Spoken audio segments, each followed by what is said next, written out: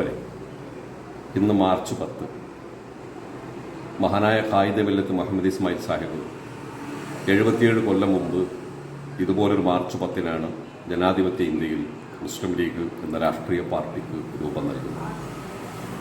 അന്ന് എതിർക്കാൻ ഒരുപാട് ആളുകളുണ്ടായി. ബ്രിട്ടീഷുകാർ നിയോഗിച്ച ഇന്ത്യയുടെ കാവൽക്കാരനായിരുന്ന മൗണ്ട് ബാറ്റൻ പ്രഭു, ജനാധിപത്യ ഇന്ത്യയുടെ ആദ്യത്തെ പ്രധാനമന്ത്രി പണ്ഡിറ്റ് ജവഹർലാൽ നെഹ്റു അടക്കമുള്ള ആളുകൾ ആശങ്കയോടുകൂടിയാണ് ഖായിദ മില്ലത്തിനോട് മുസ്ലിം ലീഗ് രൂപീകരിക്കുന്നതിൽ നിന്ന് പിന്മാറണം എന്നാവശ്യപ്പെട്ടു.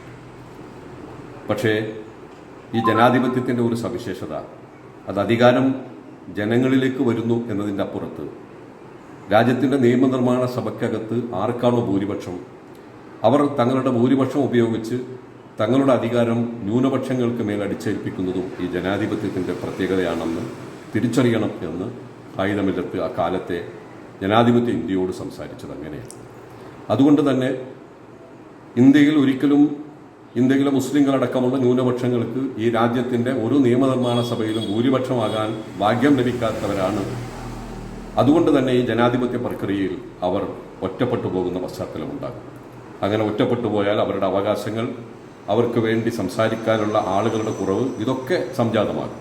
അതുകൊണ്ടാണ് അവർക്ക് വേണ്ടി സംസാരിക്കാൻ ഈ രാജ്യത്തിൻ്റെ നിയമനിർമ്മാണ സഭയ്ക്കകത്ത് അവരുടെ പ്രതിനിധികൾ വേണം, അതിന് മുസ്ലിം ലീഗ് അനിവാര്യമാണ് എന്ന് ഖായിദ മില്ലത്ത് 1948 ഈ കാലഘട്ടത്തോട് അങ്ങനെ സംസാരിച്ചു.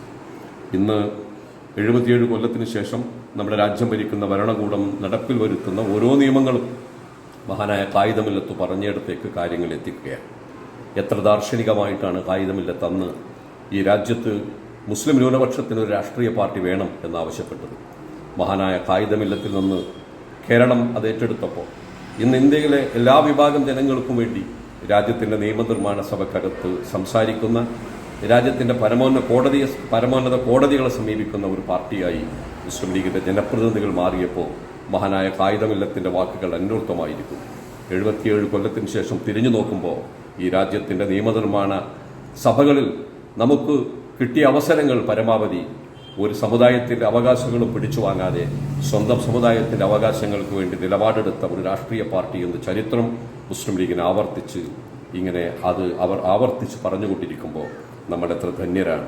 മഹാനായ ഖായിദ മില്ലത്തിൻ്റെ ആ സ്വപ്നം ജനാധിപത്യ ഇന്ത്യയിൽ അടുത്ത ഒരു തലമുറക്ക് കൂടി പകർന്നു കൊടുക്കാൻ ഇന്നത്തെ ഈ ദിനം സാധ്യമാകട്ടെ എന്ന് ആശംസിച്ചുകൊണ്ട് ഈ മുസ്ലിം ലീഗ് പാർട്ടിയുടെ സ്ഥാപക ദിനത്തിന് എല്ലാവിധ ആശംസകളും നേർന്നുകൊണ്ട് അവസാനിപ്പിക്കുന്നു.